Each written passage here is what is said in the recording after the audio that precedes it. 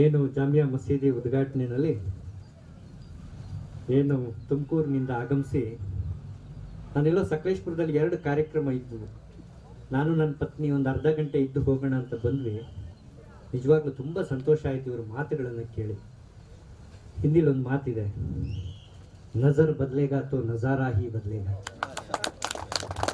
ದೃಷ್ಟಿ ಬದಲಾದ್ರೆ ದೃಶ್ಯ ಕೂಡ ಬದಲಾಗ್ತದೆ ಅಂತ. ನನ್ನ ಬಾಳುಪೇಟೆಯ ಸಹೋದರರು ಇಲ್ಲಿ ಒಂದು 500 ಜನರಾರು ಇದ್ದು ಈ ಭಾವೈಕ್ಯತೆಯ ಸಂದೇಶದ ಮಾತುಗಳನ್ನ ಕೇಳಿದ್ರೆ ತುಂಬಾ ಒಂದು ಇವತ್ತಿನ ಸನ್ನಿವೇಶದಲ್ಲಿ ನಡೀತಾ ಇರತಕ್ಕಂಥ ಏನು ಅವ್ಯವಸ್ಥೆ ಮತ್ತು ಭಾವೈಕ್ಯತೆಗೆ ಆಗಿರ್ತಕ್ಕಂಥ ಧಕ್ಕೆ ನಿಜ ಸತ್ಯಾಂಶ ಗೊತ್ತಾಗ್ತಿತ್ತು ಅಂತ. ನಾವು ತುಂಬಾ ಗೌರವ ಕೊಡ್ತೀವಿ ಅನ್ಯ ಧರ್ಮಗಳನ್ನ ಕೂಡ. ನಮ್ಮ ಗುರುಗಳು ಹೇಳಿದ್ರು, ನಾವು ಏನು ಇಲ್ಲಿ ಆಜಾನನ್ನ ಕೂಗ್ತೀವಿ ಅದರ ಸಂದೇಶ ನಿಜವಾಗ್ಲೂ 1% ಜನರಿಗೆ, ಅನ್ಯ ಧರ್ಮೀಯರ 1% ಜನರಿಗೆ ಅದು ತಿಳಿದಿರಲಿಲ್ಲ. ಇವತ್ತು ತಿಳಿಯೋ ಥರ ಆಯಿತು. ನಾನು ಕೂಡ ಮುಂದಿನ ಭಾಷಣಗಳಲ್ಲಿ ಇವರ ವಾಕ್ಯಗಳು ನನ್ನ ಮೆದುಳಿನಲ್ಲಿ ಈಗಾಗಲೇ ರೆಕಾರ್ಡ್ ಆಗಿದೆ. ಮುಂದೆ ಹಲವಾರು ಸಂದರ್ಭಗಳಲ್ಲಿ ಈ ವಿಷಯಗಳನ್ನು ಪ್ರಸ್ತಾಪ ಮಾಡ್ತೀನಿ. ಇದ್ರ ಜೊತೆಗೆ ಇವರು ಹೇಳಿದ್ದಕ್ಕೆ ನಾನು ಒಂದು ಕನ್ಕ್ಲೂಡ್ ಮಾಡಿಬಿಡ್ತೀನಿ. ಎಷ್ಟು ಅದ್ಭುತವಾಗಿತ್ತು ಅಂದರೆ, ನೀವು ನೋಡ್ಬೋದು, ಪಾರಿವಾಳಗಳು ಗುಂಪು ಗುಂಪಾಗಿ ವಾಸ ಮಾಡ್ತಾರೆ. ನನ್ನ ಗುರುಗಳಾದಂಥ ಮುನಿರಂಜನ್ ರೇಂಜಾಲ ಅಂತಕ್ಕಂಥ ಗುರುಗಳು ಹೇಳಿದ ಒಂದು ಕತೆ ಇವರ ಮಾತು ಕೇಳಿದ ಮೇಲೆ ನನಗೆ ನೆನಪಿಗೆ ಬಂತು. ಪಾರಿವಾಳಗಳು ವಾಸ ಮಾಡುವಾಗ ಗುಂಪು ಗುಂಪಲ್ಲಿ ವಾಸ ಮಾಡ್ತವೆ. ಅದು ಮರಿ ಹಾಕುವ ಸಮಯ ಬಂತು. ಒಂದು ಮಸೀದಿಗೆ ಬಂದು ಆ ಮಿನಾರ್ಗಳ ತುದಿಯಲ್ಲಿ ಇದು ನನಗೆ ವಾಸ ಮಾಡಲಿಕ್ಕೆ ತುಂಬ ಚೆನ್ನಾಗಿದೆ ಅಂತ ಹೇಳಿ ಕಸ ಕಡ್ಡಿ ಎಲ್ಲ ತಂದಿಟ್ಟು ಗೂಡನ್ನ ಕಟ್ಟಿ ಮರಿ ಮಾಡಿ ಅಲ್ಲಿ ವಾಸ ಮಾಡೋಕ್ಕೆ ಪ್ರಾರಂಭ ಮಾಡಿತು. ರಂಜಾನ್ ಬಂತು. ಆ ಮಸೀದಿಯ ಕಾರ್ಯಕಾರಿ ಮಂಡಳಿ ಏನು ಅದನ್ನು ಸ್ವಚ್ಛ ಮಾಡಿ ಅದನ್ನು ಬಣ್ಣ ಹೊಡೆಯುವಾಗ ಆ ಪಾರಿವಾಳದ ಗೂಡನ್ನ ಕಿತ್ತು ಎಸೆದ್ರು. ನಂತರ ಪಾರಿವಾಳ ಹಾರೋದು ಪ್ರಾರಂಭ ಮಾಡ್ತು. ತನ್ನ ಕುಟುಂಬ ಸಮೇತ ಒಂದು ಶಿವನ ದೇವಾಲಯವನ್ನು ನೋಡ್ತು. ಇದು ನನಗೆ ತುಂಬ ಚೆನ್ನಾಗಿದೆ ಅಂತ ಹೇಳಿ ಅಲ್ಲಿ ಗೂಡನ್ನು ಕಟ್ಟಿ ಅಲ್ಲಿ ವಾಸ ಮಾಡಲಿಕ್ಕೆ ಪ್ರಾರಂಭ ಮಾಡಿತು. ಹಿಂದೂಗಳ ಹಬ್ಬ ಶಿವರಾತ್ರಿ ಬಂತು. ಆ ದೇವಸ್ಥಾನದವರು ಸ್ವಚ್ಛ ಮಾಡ್ಲಿಕ್ಕೆ ಹೋಗಿ ಅಲ್ಲಿಂದ ಮತ್ತೆ ಆ ಗೂಡನ್ನು ಕಿತ್ತಿ ಎಸೆದ್ರು. ಅದು ಮತ್ತೆ ಸಂಸಾರವನ್ನು ಕರ್ಕೊಂಡು ಒಂದು ಚರ್ಚಿಗೆ ಹೋಯಿತು. ಆ ಚರ್ಚಲ್ಲಿ ಇಲ್ಲೂ ಕೂಡ ನನಗೆ ವಾಸ ಮಾಡೋಕ್ಕೆ ಯೋಗ್ಯ ಇದೆ ಅಂತ ಹೇಳಿ ಅಲ್ಲಿ ವಾಸ ಮಾಡ್ತಾ ಪ್ರಾರಂಭ ಮಾಡ್ತು. ಅಲ್ಲಿ ಏನು ಕ್ರಿಸ್ಮಸ್ ಬಂತು ಅಲ್ಲಿಂದಲೂ ಕೂಡ ಸ್ವಚ್ಛ ಮಾಡ್ತಾ ಗೂಡನ್ನು ಕಿತ್ತಿ ಎಸ್ತು. ನಂತರ ಇದು ಏನು ಬಸದಿಗಳಿಗೆ ಹೋಯ್ತು. ಇನ್ನೆಲ್ಲ ಕಡೆ ಹೋಗಿ ಮತ್ತೆ ಅದೇ ಮಸೀದಿಗೆ ಬಂದು ತನ್ನ ಗೂಡನ್ನು ಕಟ್ಟಿ ಸಂಸಾರವನ್ನು ಮಾಡ್ತಾ ಇತ್ತು. ಒಂದು ದಿನ ಗೂಡಿನಲ್ಲಿ ಮಕ್ಕಳ ಜೊತೆ ಪಾರಿವಾಳ ಮಲಗಿದ ಸಂದರ್ಭದಲ್ಲಿ ಆ ರಸ್ತೆನಲ್ಲಿ ದೊಡ್ಡ ಗಲಾಟೆ ಆಗ್ತಾ ಇತ್ತು. ಆ ಮರಿ ಹೇಳ್ತು, ಅಮ್ಮ ಏನೋ ಕೆಳಗಡೆ ಗಲಾಟೆ ನಡೀತಾ ಇದೆ ಅಂತ ಹೇಳಿ. ಆ ಪಾರಿವಾಳ ಬಂದು ಬಗ್ಗೆ ನೋಡ್ತು. ಅಲ್ಲಿ ಸ್ವಲ್ಪ ಜನ ಮುಸಲ್ಮಾನರು, ಸ್ವಲ್ಪ ಜನ ಹಿಂದೂಗಳು, ಸ್ವಲ್ಪ ಜನ ಕ್ರಿಶ್ಚಿಯನ್ರು, ಸ್ವಲ್ಪ ಜನ ಜೈನರು ಎಲ್ಲ ಸೇರಿ ತುಂಬ ಗಲಾಟೆ ಮಾಡ್ಕೊಳ್ತಾ ಇದ್ರು. ಏನಮ್ಮ ಅಲ್ಲಿ ಗಲಾಟೆ ಅಂದರೆ ಕೇಳ್ತು, ಅಲ್ಲಿ ಇದು ರಸ್ತೆ ನನಗೆ ಸೇರಬೇಕು, ಇದು ನನಗೆ ಸೇರಬೇಕು ಅಂಥೇಳಿ ಒಬ್ರಿಗೊಬ್ರು ಬಡ್ದಾಡ್ಕೊಳ್ತಾ ಇದ್ದಾರೆ ಅಂತ. ಆಮೇಲೆ ಆ ಮರಿ ಒಂದು ತಾಯಿನ ಕೇಳ್ತು, ಅಮ್ಮ ನಾನು ಮಸೀದಿಗೆ ಹೋಗಿದ್ದೆ, ನಾನು ಚರ್ಚಿಗೆ ಹೋಗಿದ್ದೀನಿ, ನಾನು ದೇವಾಲಯಕ್ಕೆ ಹೋಗಿದ್ದೀನಿ, ಆದರೆ ನಾನು ಯಾವತ್ತೂ ನಾವು ಹೊಡೆದಾಡ್ಕೊಳ್ಳಿಲ್ಲ. ಅವ್ರು ಯಾಕೆ ಹೊಡೆದಾಡ್ಕೊಳ್ತಾ ಇದ್ದಾರೆ ಅಂದರೆ, ಅವರು ಮನುಷ್ಯರು, ನಾವು ಪ್ರಾಣಿ ಪಕ್ಷಿಗಳು.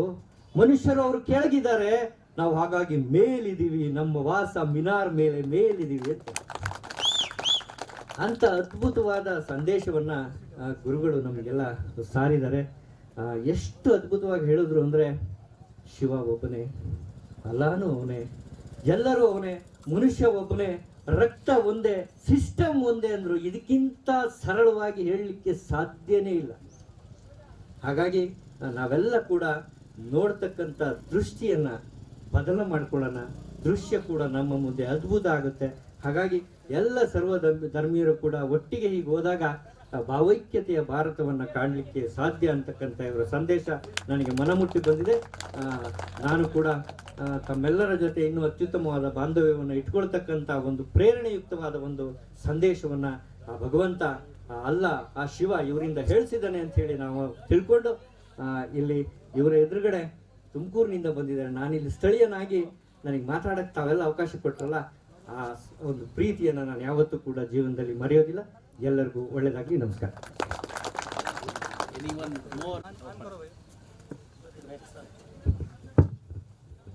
ನಮಸ್ತೆ ಎಲ್ಲರಿಗೂ.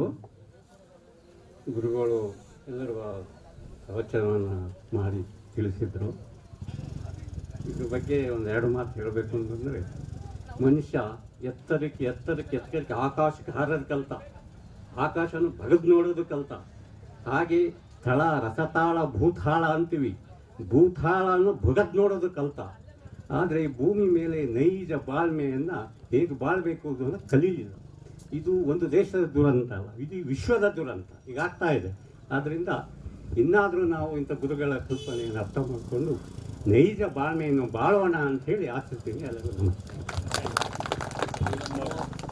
ಹಜರತ್ ಮೌಲಾನಾ ಖಾಲಿದ್ ಬೇಗ್ ನಾದ್ವಿ ಸಾಹೇಬ್ರವರ ಸನ್ನಿಧಿಯಲ್ಲಿ ಇವತ್ತು ಒಂದು ಒಳ್ಳೆಯ ಪ್ರವಚನವನ್ನು ನೀಡಿದರು. ನಿಜವಾಗಿದು ಬಾಳ್ಯಲ್ಲಿ ಬೇಕಾದಂಥ ವಿಚಾರ. ಈಗ ನಮ್ಮ ಸ್ನೇಹಿತರು ಮಂಜುನಾಥ್ ಅವರು ಹೇಳಿದರು, ಇದು ಕೇವಲ ಮುಸ್ಲಿಂ ಅವ್ರನ್ನ ಮಾತ್ರ ಕೂರಿಸ್ಕೊಂಡು ಮಾತಾಡೋ ಅಂಥ ಮಾತಲ್ಲ. ನಮ್ಮ ಸ್ನೇಹಿತರು ಇಡೀ ಬಾಳ್ಲು ಸುತ್ತಮುತ್ತಲಿನ ಹಳ್ಳಿಯವ್ರನ್ನ ಕರೆದಬೇಕು. ಯಾಕಂದರೆ ಇದು ಒಂದು ದಿವಸದ ಭಾಷಣ ಅಲ್ಲ, ಇದು ಜೀವನದಲ್ಲಿ ಅಳವಡಿಸ್ಕೊಳ್ಳೋ ಅಂಥ ಭಾಷಣ. ಯಾರು ಒಬ್ಬ 10 ಜನ ತಪ್ಪೋದ್ರೂ ಒಂದು 10 ಜನ ಒಳ್ಳೆಯದು ಮಾಡೋ ಅಂಥ ಭಾಷಣ.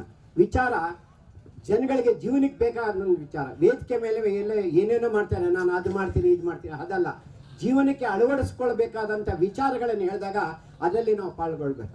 ಈಗಾಗಲೇ ಸ್ವಾಮಿಗಳು ಹೇಳಿದರು, ನನಗೆ ಅಲ್ಲಿ ಕೂತಿದ್ದಾಗಂತ ನನಗೆ ಯಾಕೆ ಉರ್ದು ಬರಲಿಲ್ಲ, ಹಿಂದಿ ಬರಲಿಲ್ಲ ಅಂತ. ಯಾಕನ್ನಿಸ್ತು ಅಂತಂದರೆ, ಅವರು ಕನ್ನಡದಲ್ಲಿ ಇಷ್ಟು ಸ್ಪಷ್ಟವಾಗಿ ಅವರು ಹೇಳ್ತಕ್ಕಂಥ ವಿಚಾರಗಳು ನಮ್ಮ ಮನಸ್ಸಿಗೆ ನಾಡ್ತಾ ಇದೆ. ಅಂದರೆ ಅವರು ಉರ್ದುನಲ್ಲಿ ಹೇಳ್ಬೇಕಾದ್ರೆ ಎಷ್ಟು ಸಾರಸ್ಯವಾಗಿ ಹೇಳಿರ್ಬೋದು, ಎಷ್ಟು ಚೆನ್ನಾಗಿ ಹೇಳಿರ್ಬೋದು ಅಂತ ನನಗೆ ಅವರು ನಿಜವಾಗಿ ಅವರ ಆವೇಶ. ಕೆಲವರು ನಾನು ಭಾಷಣ ಮಾಡ್ಬೇಕಾದ್ರೆ ಹೇಳಿದ್ರು, ಯಾಕ್ರಿ ನೀವು ಅದೇ ವಿಷಯಕ್ಕೆ ಮಾತಾಡ್ತೀರಿ, ನಿಧಾನವಾಗಿ ಮಾತಾಡ್ರಿ, ನೀವು ಎಲ್ಲರಿಗೂ ಅರ್ಥ ಆಗುತ್ತೆ. ಅದು ಆವೇಶ ಅಲ್ಲ. ಈಗ ಸ್ವಾಮಿಗಳು ಮಾತಾಡ್ಬೇಕಾದ್ರೆ ಅವರ ವಯಸ್ಸಿಗೆ ಮೀರಿ ಆವೇಶ ಬರುತ್ತೆ. ಯಾಕಂದ್ರೆ ಸತ್ಯ ಅಷ್ಟು ಬಲಿಷ್ಠವಾಗಿರುತ್ತೆ, ಸತ್ಯ ಕಠಿಣವಾಗಿರುತ್ತೆ. ಸತ್ಯ ಯಾರಿಗೂ ಮೆಚ್ಚಬೇಕಾಗಿದೆ ಅಂತಲ್ಲ, ಸತ್ಯ ಅಷ್ಟು ಬೇಕಾದ್ರೆ ಬೇಡದಲ್ಲಿ ಎದ್ದಿದ್ದು ಹಲೋ ಬನ್ನಿ ಕೂತ್ಕೊಳ್ಳಿ ಅನ್ನೋಬಹುದು. ಆದ್ರೆ ಅವ್ರ ಮನಸ್ಸೊಳಗೆ ಮನುಷ್ಯನ ಕಷ್ಟಪಡ್ತಾ ಇರೋದು, ಮನುಷ್ಯ ಕಿತ್ತಾಡ್ತಾ ಇರೋಂಥ ವಿಚಾರಗಳು ಅವ್ರ ಭಾವನೆಯಲ್ಲಿ ಬಂತು. ಆದ್ರೆ ಒಂದು ಮಾತಾಡ್ಬೇಕಾದ್ರೆ ಒಂದು ಅರ್ಥ ಮಾಡ್ಕೊಂಡು ಮಾತಾಡ್ಬೇಕಾದ್ರೆ ಯಾವುದೇ ಒಂದು ಸಂದರ್ಭದಲ್ಲಿ ನಿಮ್ಮ ಕನ್ನಡ ಅಂದ ತಕ್ಷಣ ಚೇಂಜ್ ಮಾಡ್ಕೊಂಡು ನಮ್ಮ ಕನ್ನಡ ಎಷ್ಟು ಬೇಗ ಅರ್ಥ ಮಾಡ್ಕೊಂಡು ಅವ್ರ ಭಾಷಣದಲ್ಲಿ ಅಂತಂದ್ರೆ ಅದನ್ನ ಪಾಯಿಂಟ್ ಔಟ್ ಮಾಡ್ತಾರೆ. ಯಾಕಂದ್ರೆ ಮನುಷ್ಯ ಯಾವತ್ತೂ ಬದುಕಿರಿ ಇನ್ನೊಬ್ರಿಗೋಸ್ಕರ ಬದುಕಿದ್ರೆ ಮಾತ್ರ ಮನುಷ್ಯನಾಗ್ತಾನೆ, ತನಗೆ ಬದುಕಿದ್ರೆ ಮನುಷ್ಯನೇ ಅಲ್ಲ ಅಂತ ನನ್ನ ಅನಿಸಿಕೆಗಳು. ನಿಜವಾಗಿ ಈ ಸಂದರ್ಭವನ್ನ ಇದನ್ನ ಮಾಡಿಕೊಟ್ಟವ್ರನ್ನ ನಾವು ಈ ಜಾಗದಲ್ಲಿ ನೆನ್ಕೋಬೇಕು. ಯಾಕಂದ್ರೆ ಇವತ್ತು ಈ ಮಸೀದಿ ಆಗ್ಬೇಕಾದ್ರೆ ಗುರುಗಳು ಬೇಕಾದ ವಿಚಾರಗಳನ್ನು ಹೇಳಿದ್ದಾರೆ. ನಾನು ಆಧ್ಯಾತ್ಮಿಕವಾದಂತ ವಿಚಾರಗಳನ್ನು ಹೇಳೋದಲ್ಲ. ಅವ್ರು ಮುಂದೆ ಹೇಳಿದ್ರೆ ಕನ್ನಡದಲ್ಲಿ ಒಂದು ಭಾಷೆ ಇದೆ, 6 ಹೆತ್ತೋಳು 3 ಹೆತ್ತೋಳು ಏನೋ ಹೇಳಿದ್ಲು ಅನ್ನೋ ಆ ರೀತಿ ನಾನು ಬೇಕಾದಂತ ಮನುಷ್ಯ ಅಳವಡಿಸಬೇಕಾದಂತ ವಿಚಾರಗಳು ಸ್ವಾಮಿಗಳು ಬೇಕಾದಷ್ಟು ಹೇಳಿದ್ದಾರೆ. ಅವರು ತುಮಕೂರಿನವರಲ್ಲ, ಈ ಪ್ರಪಂಚ ದೇವತೆ ಅಂತ ಹೇಳ್ಕೋಬೇಕು. ಅವರು ನಮ್ಮವರು. ತುಮಕೂರು ಅನ್ನೋ ಪದನೇ ಇಲ್ಲ, ಅದು ಬಾಳ್ಗೆ ಎಲ್ಲಾ ದೇಶಕ್ಕೆ ಮನುಷ್ಯ ಜನಾಂಗಕ್ಕೆ ಬೇಕಾದವ್ರಿಗೆ ಏನ್ ಹೇಳಿದ್ರು, ನಮ್ಮ ಕ್ರಿಯೇಟರ್ಸ್ ಯಾರಿದ್ದಾರೆ ಹಾಗೆ ಇಲ್ಲಿ ಈ ದೇಶದಲ್ಲಿ ನಮ್ಮ ಕ್ರಿಯೇಟರ್ ಆಗಿರತಕ್ಕಂಥವ್ರು ಅವರು ತುಮಕೂರು ಅಲ್ಲ, ನಮ್ಗೆ ಅವ್ರು ಬಾಳುದವ್ರೆ. ಹಾಗೆ ನನಗೊಂದು ಜ್ಞಾಪಕ ಬರುತ್ತೆ. ಯಾಕೆ ಅಂತಂದ್ರೆ ಒಳ್ಳೆದನ್ನ ಮಾಡಿದ್ರೆ ನಾವು ನೆನೆಸ್ಕೋಬೇಕು, ಆದರ್ಶ ಜೀವಿಗಳಾಗಬೇಕು. ನಾವು ಇನ್ನೊಬ್ಬರಿಗೆ ದಾನ ಮಾಡೋದನ್ನ ಕಲಿಬೇಕು. ದಾನ ಮಾಡೋದನ್ನ ಕಲಿದವ್ರು ನನಗೇ ಬೇಕು ಅಂದ್ರೆ ಅದು ಮನುಷ್ಯನ ಕೆಟ್ಟ ಬುದ್ಧಿ ಅಂತ ಆಗುತ್ತೆ.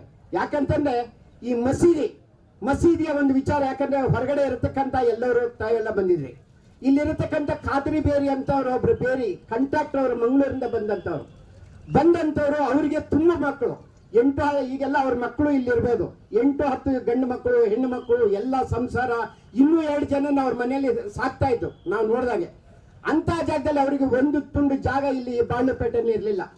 ಆ ಜಾಗದಲ್ಲಿ ಇಲ್ದಲೇ ಇದ್ದಾಗ ಇಲ್ಲಿ BD ಬಸವರಾಜ್ ಅಂತ ಒಬ್ರು ನಮ್ಮ ಚೇರ್ಮನ್ ರಾಜು ಅವರನ್ನ ನಾವು ನೆನ್ಕೋಬೇಕು. ಅವರು ಅವಾಗ ಒಂದು ಜಾಗ ಅವ್ರಿಗೆ ಕೊಟ್ಟಾಗ ಆ ಮನುಷ್ಯ ಇಲ್ಲಿರತಕ್ಕಂಥ ನನಗೆ ಇದು 40-30 ಅಡಿ ಜಾಗ ಕೊಟ್ಟ ಮತ್ತೆ ಇನ್ನು 2 ಅಡಿ ಒತ್ತಿಸ್ಕೊಳ್ಳೋ ಅಂತ ಈ ಸಂದರ್ಭದಲ್ಲಿ ಆ ಜಾಗ ಅವ್ರಿಗೆ ಮನೆ ಇಲ್ದಲೇ ಇದೆ. ಇವತ್ತಿಗೂ ಅವ್ರ ಮನೆ ಇಲ್ಲ, ಇವತ್ತು ಸ್ವಂತ ಮನೆ ಇಲ್ಲ ಅವ್ರ ಮಕ್ಕಳಿಗೆ.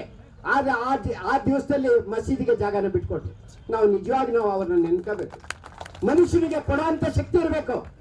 ಆವತ್ತ ಅದು ಕೊಟ್ಟು ಇವತ್ತು ಇದ್ದಾರೆ ಅಂತಂದ್ರೆ ಅಂತ ಖಾದ್ರಿ ಬೇರಿಗಳು ಆ ಕ್ರಿಯೇಟಿವ್ ಏನಂದ್ರೆ ನಮಗೆ ಒಳ್ಳೇದನ್ನ ಹೇಳ್ಕೊಡೋ ಅಂತವ್ರು, ಒಳ್ಳೇದನ್ನ ಮಾಡ್ದಂಥವ್ರನ್ನ ನೆನ್ಕೊಳ್ದವ್ರೆ ನಾವು ಮನುಷ್ಯರಾಗಿ ಉಳಿಯೋದಕ್ಕೆ ಸಾಧ್ಯ ಇಲ್ಲ.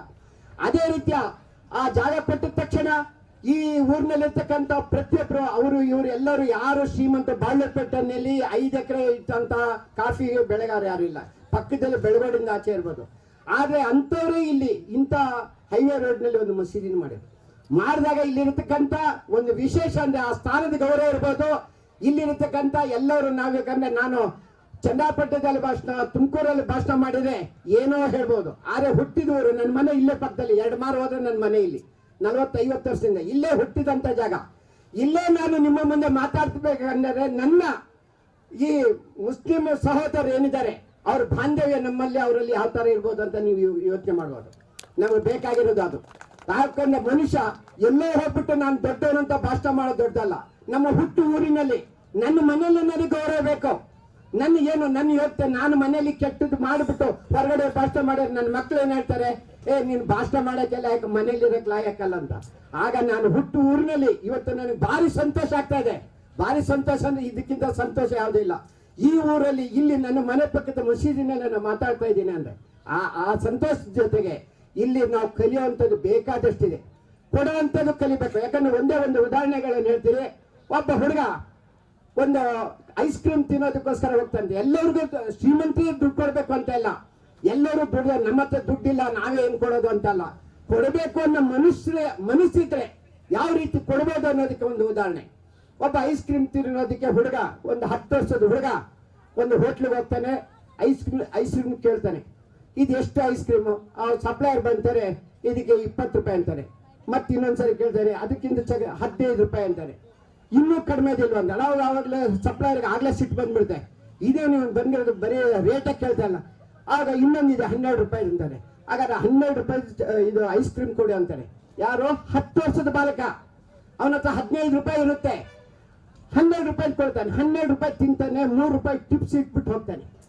ಆವಾಗ ಅವನು ಸಪ್ಲೈಯರ್ ಬರ್ತಾನೆ, ಆ 3 ರೂಪಾಯಿನ ತೊಗೊಳ್ತಾನೆ. 3 ರೂಪಾಯಿ ತಗೊಂಡು, ಅಯ್ಯ ಈ ಹುಡುಗನಲ್ಲಿ ಇಷ್ಟು, ಅವನ ಹತ್ರ 15 ರೂಪಾಯಿ ಇತ್ತು, 15 ರೂಪಾಯಿದು 20 ರೂಪಾಯಿದು ಐಸ್ ಕ್ರೀಮ್ ತಿನ್ನೋ ವಯಸ್ಸು, ನನ್ಗೆ ಎಷ್ಟಿದು ಸಾಲದು ಅನ್ನೋಂಥ ವಯಸ್ಸು.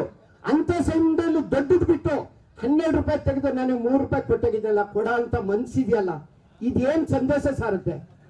ಎಷ್ಟು ಕೊಡ ಅಂತವನಿಗೆ ನಮ್ಮಲ್ಲಿ ಎಷ್ಟಿದು ಸಾಲಲ್ಲ, ಆದ್ರೆ ಕೊಡ್ಬೇಕಂತ ಮನ್ಸದ್ದವನಿಗೆ ಇದ್ದಿದ್ರಲ್ಲೂ ಕೊಡ್ಬೋದು. ಅದರಿಂದ ಇವತ್ತು ಈ ಮಸೀದಿ ಆಗಿದೆ. ಈ ಮಸೀದಿ ಆಗೋದಕ್ಕೆ ಕಾರಣ ಆ ರೀತಿ ಆಗಿದೆ ಅಂತ ಹೇಳ್ತಾ, ಇಂಥ ಒಳ್ಳೆ ಕಾರ್ಯಕ್ರಮಗಳಾಗಬೇಕು, ಇದಕ್ಕೆ ಜನ ಸೇರ್ಬೇಕು. ಈಗ ಮಾತೆತ್ತಿರ ಟಿವಿ ಅಲ್ಲಿ ನಮ್ಮ ಬಾಳ್ಲುಪೇಟೆ ಸುತ್ತಮುತ್ತಲಿರತಕ್ಕಂಥವ್ರು ಇಲ್ಲಿವರೆಗೆ ನಮ್ಮ ಬಾಳ್ಲಿನಲ್ಲಿ ಯಾವುದೋ ಒಂದು ಅಹಿತ ಘಟನೆ ಆಗಿದೆ ಹೊರತು ಇವತ್ತು ಎಲ್ಲರೂ ಅನ್ಯೋನ್ಯವಾಗಿ ನೀವೇನು ಬಯಸಿದ್ದೀರಿ, ಆ ದೇವ್ರು ಏನ್ ಬಯಸಿದ್ದೀರಿ ಅದೇ ರೀತಿಯಾಗಿ ಇಂದಿರಾನಗರ ಈ ಇದರಲ್ಲಿ ಸುತ್ತಮುತ್ತ ಜೆ.ಪಿ. ನಗರ ಬಾಳ್ಲಿನಲ್ಲಿ ನಡ್ಕೊಳ್ತಾ ಇದೀವಿ. ಯಾರೊಬ್ರು ಅಂಗಡಿಯವರಾಗ್ಲಿ ಅಣ್ಣ ತಮ್ಮಂದಿರಿ ಇಲ್ಲಿವರೆಗೆ ಹಿಂದೂ ಮುಸ್ಲಿಂ ಅನ್ನೋ ಗಲಾಟೆ ಬಾಳುಪೇಟೆಯಲ್ಲಿ ಆಗಿಲ್ಲ, ಆಗೋದಕ್ಕೆ ಬಿಡೋದು ಇಲ್ಲ ಅಂತ ನಾನು ಪ್ರತಿಜ್ಞೆ ಮಾಡಿ ಹೇಳ್ತೀನಿ. ಯಾಕಂದ್ರೆ ನಮ್ಗೆ ಬೇಕಾಗಿರೋದು ನಿಮ್ಮಲ್ಲಿರತಕ್ಕಂಥ ಸಂದೇಶ. ನೀವೇನು ಹೇಳಿರಿ, ನಾನು ಇವಾಗ ಕೆಲವರು ನಮ್ಮ ಸ್ನೇಹಿತರು ಹುಡುಗರು ಇವತ್ತು ವಿಶೇಷ ಧನ್ಯವಾದಗಳು ಯಾರಿಗೆ ಅರ್ಪಿಸ್ಬೇಕು ಅಂತಂದ್ರೆ ನಮ್ಮ ಸ್ನೇಹಿತರಾದ ಕಲ್ಲೀಮು ಮತ್ತೆ ನಮ್ಮ ಗುರುಗಳು, ಇವತ್ತು ನಮ್ಮ ಸಲಾಂ ಸಾಬ್ರ ಮಕ್ಕಳು ಅವರೆಲ್ಲ ಗುರುಗಳೆಲ್ಲಾಗಿದ್ದಾರೆ, ಎಲ್ಲರೂ ಇದ್ದಾರೆ, ಯಾರು ಬೇಜಾರು ಮಾಡ್ಕೋಬೇಡಿ. ನಿಜವಾಗಿ ಅವರು ಎಲ್ಲ ವಯಸ್ಸಲ್ಲೆಲ್ಲ 30-35 ವರ್ಷದ ಒಳಗೆ ಹುಡುಗರು, ದೊಡ್ಡವರಲ್ಲ. ಯಾರು ನಾನು ಆವಾಗಲೇ ಹೇಳಿದೆ, ಯಾರು 30 ಎಕರೆ 40 ಎಕರೆ ತೋಟ ಇಟ್ಟವರಲ್ಲ. ಆ ನಿಮ್ಮ ಸಮಿತಿಯಲ್ಲಿ ಇರ್ತಕ್ಕಂಥ ಬಡ ಕುಟುಂಬರು, ಬೀದಿ ವ್ಯಾಪಾರ ಮಾಡೋ ಅಂತವ್ರು, ಅವರು ನಿಷ್ಠೆ ಪ್ರಾಮಾಣಿಕತೆ ಹಾಗೆ ನಡ್ಕೊಂಡು ಅಂದ್ರೆ ನಿಜವಾಗಿ ಅವ್ರನ್ನ ಎಷ್ಟು ಸನ್ಮಾನ ಮಾಡಿರೋ ಸಾಲದು. ಆ ಬುದ್ಧಿ ಅವರಿಗೆ ನಿಜವಾಗಿ ಯಾವತ್ತು ಒಂದೇ ಒಂದು ದಿವಸ ನಾನು ಕೇಳ್ತಾ ಇದ್ದೆ, ಏನಾಯ್ತು, ಎಲ್ಲಿಗೆ ಬರೋದು ಬಂತು, ಮಸೀದಿಗೆ ಇಲ್ಲ ಅಣ್ಣ ಹಿಂಗಾಯ್ತು, ಅಲ್ಲೋಗಿದ್ವಿ. ದಿವಸ ಪ್ರತಿಯೊಬ್ಬರು ಅವನಾಗಿ ಬಂದು ನಾನು ಮಸೀದಿ ಕಟ್ಟಿಸ್ತಾ ಇದ್ದೀನಿ ಅಂತ ಆರ್ಮಿ ಯಾರ ಹತ್ರನೂ ಇಲ್ಲ. ನಾನು ಮಸೀದಿ ಕಟ್ಟಿಸ್ತಾ ಇದ್ದೀನಿ, ನಾನು ನೀರು ಹಾಕಬೇಕು, ಅದಕ್ಕೆ ಇದು ಕ್ಯೂರಿಂಗ್ ಮಾಡಬೇಕು ಅನ್ನೋ ಮನೋಭಾವ ಇತ್ತು. ಅದು ಅವನಿಗೆ ಒಳ್ಳೆ ಸಂದೇಶವನ್ನು ಕೊಟ್ಟಿದೆ. ಆ ಹುಡುಗರಿಗೆ, ಆ ಕಮಿಟಿಯವರಿಗೆ ಈ ನಿಮ್ಮೆಲ್ಲರ ಮುಖಾಂತರ ಇನ್ನೂ ಹೆಚ್ಚಿನ ಕೆಲಸ ಮಾಡಲಿ ಅಂತ ಸಂದೇಶ ಸಾರ್ತಾ ನಮ್ಮ ಸ್ವಾಮಿಗಳ ಮಾತು ನಿಜವಾಗ ನನಗೆ 67 ವರ್ಷ ಆಯ್ತು. ಇನ್ನೂ ನಾನು 40 ವರ್ಷಕ್ಕೆ 20 ವರ್ಷ ಹಿಂದಕ್ಕೆ ಹೋಗಿದ್ದೀನಿ. ಯಾಕಂದ್ರೆ ಅವರು ಮಾತಿನಿಂದ ನಾನು ಹುರುಪು ಬಂದಿದೆ. 4 ಜನ ಮುಂದೆ ಹೇಳಬೇಕು. ಯಾಕಂದ್ರೆ ನಾವು ಕಲ್ತಿದ್ದೀನಿ ನಮ್ಮ ಹತ್ರ ಅಲ್ಲ. ನಾನು ಬಂದಾಗ ಸ್ವಾಮಿಗಳು ಮಾತಾಡ್ತಾ ಇಲ್ಲ, ಯಾರೋ ಮಾತಾಡ್ತಾರೆ ಅಂದ್ರೆ ಮಾತು ಎಲ್ಲರಿಗೂ ಬರೋದಿಲ್ಲ, ಬುದ್ಧಿವಾದ ಹೇಳೋದಕ್ಕೆ ಬರಲ್ಲ. ಬರೀ ಅದು ಹೇಳೋದಕ್ಕೆ ಮಾತ್ರಲ್ಲ, ಅಳವಡಿಸ್ಬೇಕು. ಅವರಲ್ಲಿರತಕ್ಕಂಥ ಸ್ಪಿರಿಟ್, ಹೇಳಿದಂಥ ಮಾತು ನಿಜವಾಗೂ ವಿಶೇಷವಾಗಿತ್ತು. ನಿಜವಾಗಿ ಅವರಿಗೆ ಆಯಸ್ಸು ಆರೋಗ್ಯ ಪರಮಾತ್ಮ ನೀಡ್ಲಿ ಅಂತ ಹೇಳ್ತಾ, ಅವ್ರು ಕನ್ನಡ ಬರೋದಿಲ್ಲ ಅಂತಂದ್ರು ಅಲ್ಲ, ಅವ್ರಿಗೆ ಬಂದ ಅವರಷ್ಟು ಕನ್ನಡ ನನಗೆ ಬರಲ್ಲ ಅಂತೆ. ನಾನು ಆವಾಗಲೇ ಹೇಳ್ತೀನಿ, ಅಷ್ಟು ಸ್ಪಷ್ಟವಾಗಿ ಮಾತಾಡಿ ಮಾತಾಡಿ ಕೊನೆಗೂ ಅವ್ರು ಹೇಳಿದಂಥ ಮಾತಿದೆಯಲ್ಲ, ಅವರಿಗೆ ವಿಶೇಷವಾದ ಧನ್ಯವಾದಗಳನ್ನು ಅರ್ಪಿಸ್ತಾ ನನ್ನ ಮಾತಾಡೋಕ್ಕೆ ಅವಕಾಶ ಕೊಟ್ಟ ನಿಮ್ಮೆಲ್ಲರಿಗೂ ಒಂದಿಸ್ತಾ ನನ್ನ ಮಾತನ್ನು ಮುಗಿಸ್ತೀನಿ. ಜೈ ಕರ್ನಾಟಕ, ಜೈ ಭಾರತ.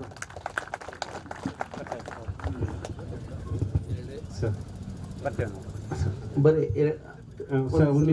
ಒಂದೆರಡು ನಿಮಿಷ ದೇವರಲ್ಲಿ ಪ್ರಾರ್ಥನೆ ಇದೆ. ಪ್ರಾರ್ಥನೆ ಮಾಡಿದ ತಕ್ಷಣ ನಾವು ಮಸೀದಿಯ ದರ್ಶನ ಮಾಡಿಬಿಟ್ಟು ಊಟ ಜೊತೆಯಲ್ಲಿ ಮಾಡೋಣ. ಒಂದೆರಡು ನಿಮಿಷ ಸರ್, ಬರೀ 2 ನಿಮಿಷ.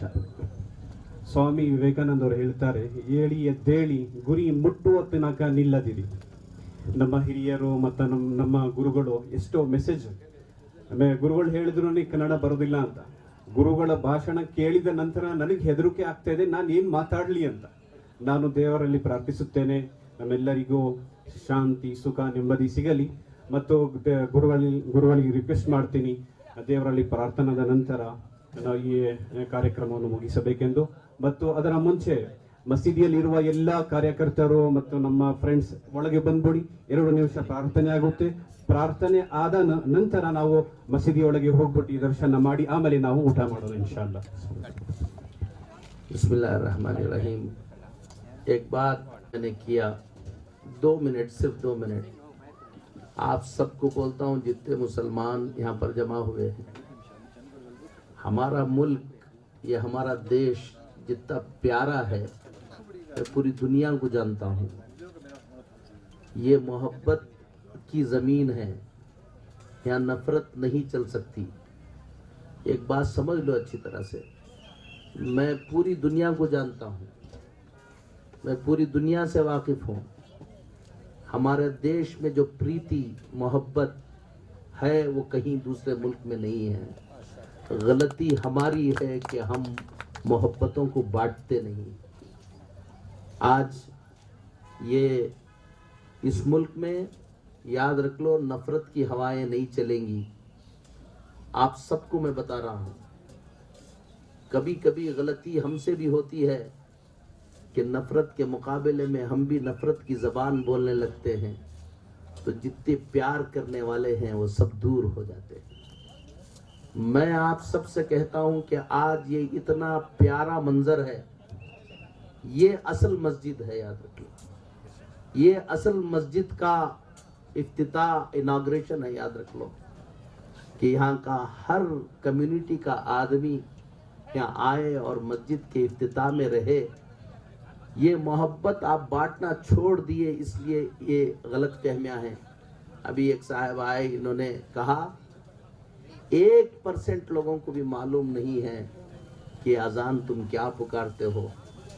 हमारी इतनी बड़ी गलती है कि हमने आज तक अपने पड़ोसियों को नहीं बताया कि ये अजान में क्या होता है। काश बताए रहते। कोई नफरत एक दूसरे से नहीं करता, चंद लोग होते हैं नफरत करने वाले। उन नफरत करने वालों को भी मोहब्बत से जीतो, हमेशा जीतते रहोगे। मोहब्बत की सदा लगाते रहो। मैं बालूपेट के जितने मुसलमान नौजवान हैं, जिन्होंने, अगर तुम सिर्फ मुसलमानों का यह प्रोग्राम करते, खुदा की कसम मुझे उतनी खुशी ना होती जितनी खुशी आज हो रही है। तो ये काम आप जारी रखो। और बालूपेट के अलावा दूसरी जगह से भी लोग आए हैं वे मुसलमान, मैं उन सबको बताता हूँ कि हर जगह एक दूसरे से करीब होने की कोशिश करो, हकीकत को बताने की कोशिश करो और दिल से जियो, मोहब्बत से जियो, नफरतों को ख़त्म करो। जो पैगाम मस्जिद का है वो पैगाम सबको पहुँचाओ। अल्लाह ताला हमको कहने से ज़्यादा, सुनने से ज़्यादा अमल की तौफीक नसीब फरमाए।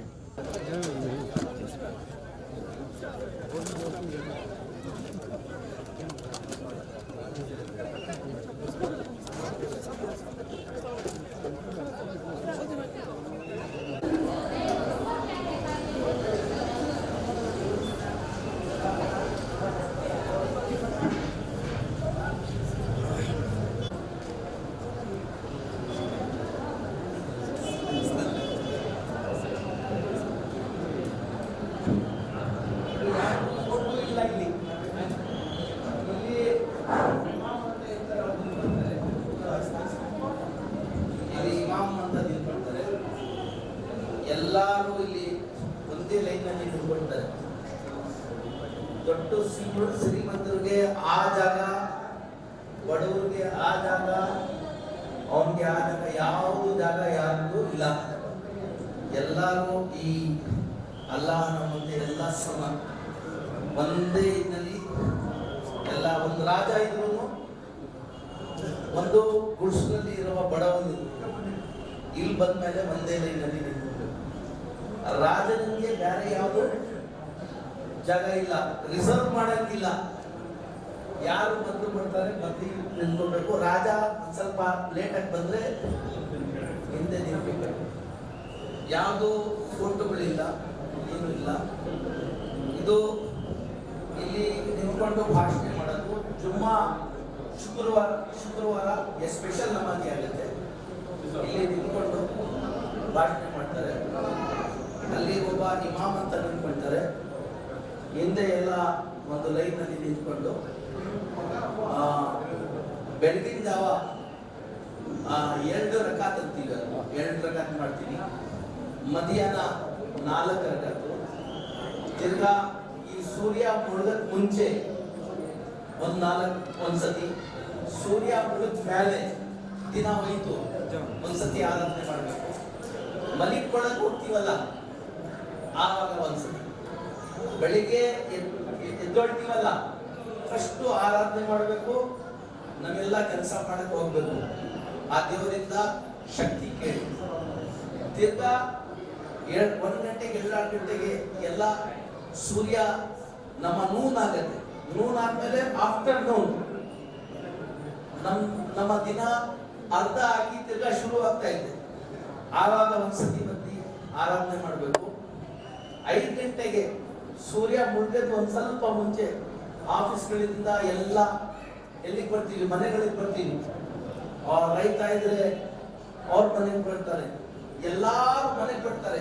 ಆವಾಗ ಸೀದಾ ಮನೆಗೆ ಹೋಗ್ಬಾರ್ದು, ಫಸ್ಟ್ ಆರಾಧನೆ ಮಾಡಬೇಕು. ತಿರ್ಗಾ ಸೂರ್ಯ ಮುಳುಗ್ಬಿಟ್ಟು ಒಂದ್ ದಿನ ನಮ್ದು ಹೋಯ್ತು. ಏನೇನು ನಾವು ತಪ್ಪು ಮಾಡಿದೀವಿ ಎಲ್ಲ ಕ್ಷಮೆ ಕೇಳ್ಬೇಕು. ಅಲ್ಲ ಇಲ್ಲ ಮಲಿಕೊಳಕ್ ಹೋಗ್ತಾ ಇದೀವಿ. ದೇವರು ಏನು ನಾವು ಬೆಳಗಿಂದ ಸಾಯಂಕಾಲ ತನಕ ಒಳ್ಳೆ ಕೆಲಸ ಮಾಡ್ತೀವಿ, ಅದಕ್ಕೆ ಎಕ್ಸೆಪ್ಟ್ ಮಾಡ್ಕೊಬೇಕು. ಯಾವ ತಪ್ಪು ಮಾಡಿದೀವಿ ಅದರಿಂದ ಏನು ಕೇಳ್ಕೊಬೇಕು, ಕ್ಷಮೆ ಕೇಳ್ಕೊಬೇಕು. ತಿರ್ಗಾ ಮಲಗುವಾಗ ಅದರಿಂದ ಮುಂಚೆ ಇಶಾ ಅಂತೀವಿ, ಅದು 8:30ಗೆ, 8:30 9 ಗಂಟೆಗೆ ಮಲಗಿದ್ರಿಂದ ಮುಂಚೆ ಆರಾಧನೆ ಮಾಡಿ ಹೋಗಿ ಮಲಿಕೊಬೇಕು. ಇದು ನಮ್ಮ ನಮಾಜಿ. ಯಾರ್ಯಾರು ಇದ್ದಲ್ಲಿ 5 ಸತಿ ಅಲ್ಲ ಇಂದ ಕ್ಷಮೆ ಕೇಳ್ಕೊಂಡ್ರೆ ನನ್ನಿಂದ ತಪ್ಪಾಗೈತೆ, ತಪ್ಪು ಮಾಡಕ್ ಸಾಧ್ಯವಿಲ್ಲ. ಯಾರು ಯೋಚನೆ ಇಲ್ಲ, ಏನೇನ್ ತಪ್ಪು ಮಾಡ್ತಾ ಇದೀವಿ ಅದಕ್ಕೆ ನಾವು ಒಂದ್ಸತಿ ಇಂಟ್ರಾಸ್ಪೆಕ್ಷನ್ ಮಾಡ್ತಾ ಇಲ್ಲ. ತಪ್ಪು ಮಾಡ್ತಾ ಹೊರಟೋಗ್ತೇವೆ. ಇದೇ ಮಸೀದಿ. ನೀವೆಲ್ಲ ಇಲ್ಲಿ ಬಂದ್ರಿ, ಹೆಣ್ಮಕ್ಳು ಬಂದಿದ್ದೀರಲ್ಲ, ಬಹಳ ಸಂತೋಷ. ನನಗೆ ನಮ್ಮ ಇಸ್ಲಾಂನಲ್ಲಿ ಹೆಣ್ಮಕ್ಳಿಗೆ ಬಹಳ ಗೌರವ. ನೀವೆಲ್ಲ ಬಂದಿದ್ದೀರಾ, ಇಲ್ಲಿ ಬಂದಿದ್ದೀರಾ. ನೀವು ಜೀವಮಾನ ಒಳ್ಳೇದಾಗ್ಲಿ, ನಿಮ್ ಕಷ್ಟಗಳ ಪರಿಹಾರ ಆಗ್ಲಿ, ನಿಮ್ಗೆ ಒಳ್ಳೆ ದೇವರು ಮಾಡ್ಲಿ, ನಿಮ್ಮ ಮನೆಗಳಲ್ಲಿ ಸುಖ ಬರಲಿ. ಇಷ್ಟು ನಾನು ಹೇಳ್ತೀನಿ. Thank you very much.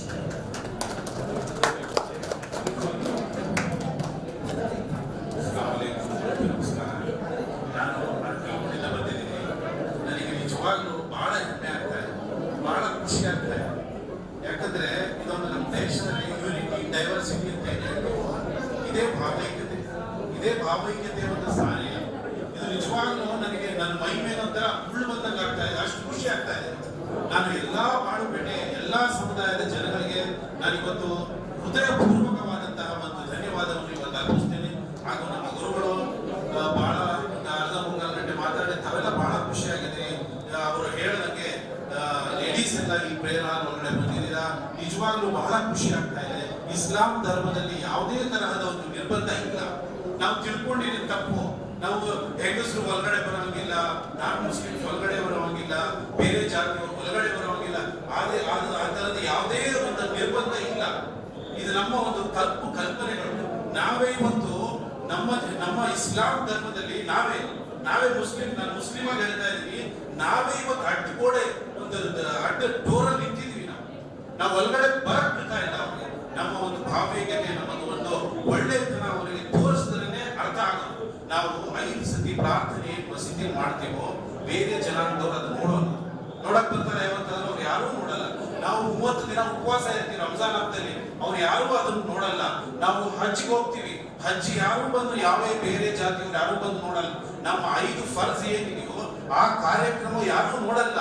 ನಮ್ಮ ಒಂದು ಒಳ್ಳೆಯ ಭಾವ್ಯತೆ, ನಮ್ಮ ಒಳ್ಳೆಯ ಒಂದು ಸಂಬಂಧ, ನಮ್ಮ ಒಂದು ಒಳ್ಳೆಯ ಬೇರೆಯವರ ಜೊತೆಯ ಒಂದು ಒಳ್ಳೆ ಸಂಬಂಧಗಳಾಗಲಿ ಅಥವಾ ಬೇರೆ ಒಂದು ಫೈನಾನ್ಷಿಯಲ್ ಸಂಬಂಧಗಳಾಗಲಿ, ಇವು ಒಳ್ಳೆಯದನ್ನ ನಾವು ಇಟ್ಕೋಬೇಕು. ಇದಿದ್ದಾಗಲೇ ನಮ್ಮ ಒಂದು ಇಸ್ಲಾಂ ಧರ್ಮ ಬೇರೆ ಧರ್ಮದವರು ಇದನ್ನು ಒಂದು ಪಾಲಿಸ್ಕೊಂಡು ಹೋಗೋದು ಸುಲಭ ಆಗುತ್ತೆ. ಇದು ನಿಜವಾಗ್ಲೂ ಇವತ್ತು ನಮ್ಮ ಜಿಲ್ಲೆಯ ಒಂದು ಹೆಮ್ಮೆ ಆಗಿದೆ. ಎಲ್ಲರೂ ಮೋಸ್ಟ್ಲಿ ನನ್ನ ಲೆಕ್ಕಾಚಾರದಲ್ಲಿ ಎಲ್ಲರೂ ಒಂದು ಸೋಷಿಯಲ್ ಮೀಡಿಯಾದಾಗಲಿ ಒಂದು ಬೇರೆ ಮಾಸ್ ಮೀಡಿಯಾ ಯಾವುದೇ ತರಹದ ಮೀಡಿಯಾದಾಗಲಿ ಆದಷ್ಟು ನಾವು ಇದನ್ನು ಈ ಒಂದು ಇವತ್ತು ಏನ್ ನಡೆದಿದೆ ಈ ಕಾರ್ಯಕ್ರಮ ನಾವು ಹಂಚಿದ್ರೆ ನಮ್ಮ ದೇಶದಲ್ಲಿ ಒಂದು ಭಾವೈಕ್ಯತೆ ಬರುತ್ತೆ. ಅದಕ್ಕೆ ನಾವು ಹೇಳೋದು ನಮ್ಮ ಮಕ್ಕಳಿಗೆಲ್ಲ ಕಲಿಸ್ತೀವಿ, ಇಂಗ್ಲಿಷ್ ನಲ್ಲಿ ಹೇಳ್ತೀವಿ ಯೂನಿವರ್ಸಿಟಿ ಇನ್ ಡೈವರ್ಸಿಟಿ ಅಂತ. ಇದಕ್ಕೆ ಹೇಳೋದು ನಮ್ಮ ದೇಶದಲ್ಲಿ ಲಕ್ಷಾಂತರ ಭಾಷೆಗಳಿದೆ, ಸಾವಿರಾರು ಜಾತಿಗಳಿದೆ, ಆದ್ರೂ ಒಂದಾಗಿ ಬಾಳ್ತಾ ಇದೀವಿ. ನಮ್ಮ ಗುರುಗಳಾಗಲೇ ಹೇಳಿದ್ರು, ಉರ್ದುಲ್ ಹೇಳಿದ್ರು, ಅದು ನಮಗೆ ಅವರು ಹೇಳಿದ್ದು, ಎಲ್ಲರಿಗೂ ಹೇಳಲಿಲ್ಲ.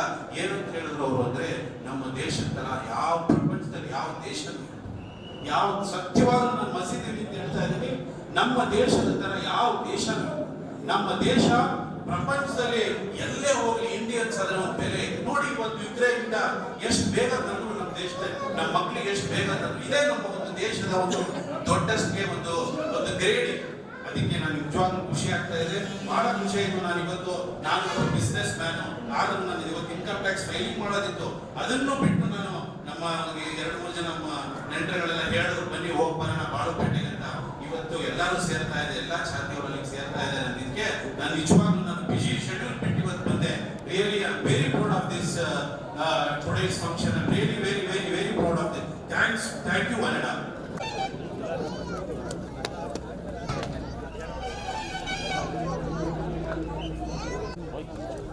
ರಾಜೇಶ್ ಫೋನ್ ಮಾಡಿದ್ರೆ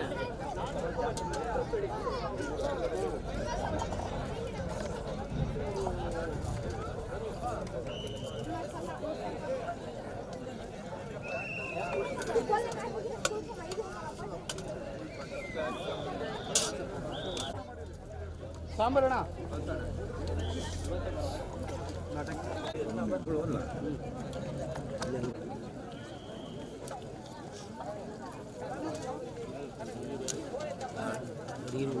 ಅಡುಗೆ ಮಾಡ್ಕೊಂಡು